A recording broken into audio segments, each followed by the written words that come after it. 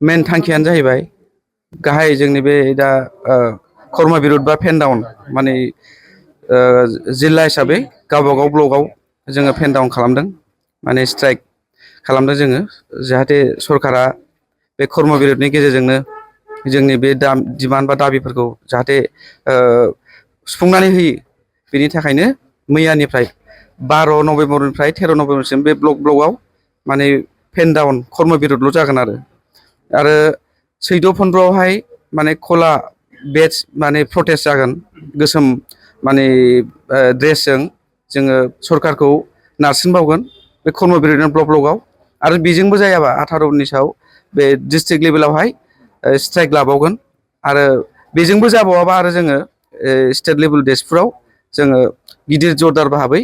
बे धरना हाबाफारिखौ लागोन आरो जोंनि मेन थांखियानो जाहैबाय जोङो दा 17 18 बोसोरसिम बाहाय साख्रि मावबाय पिनाटि डिपार्टमेन्टआव कन्ट्राक्चुयेल बेसिसाव नाथाय मोनसेबो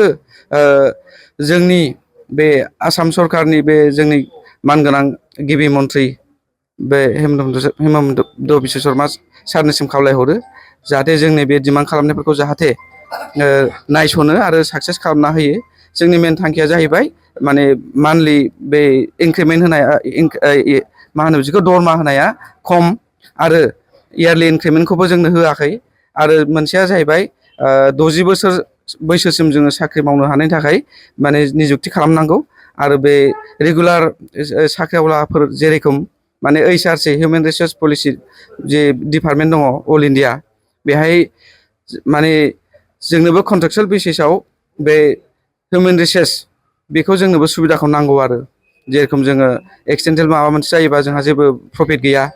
जेरै सरकारा निर्देश होयो बिदिल' जोङो एकदम खामानिखौ अफिस खामानिखौ मावफुंनांगौ जायो नाथाय फेसिलिटिया गैया जों बेनि थाखायनो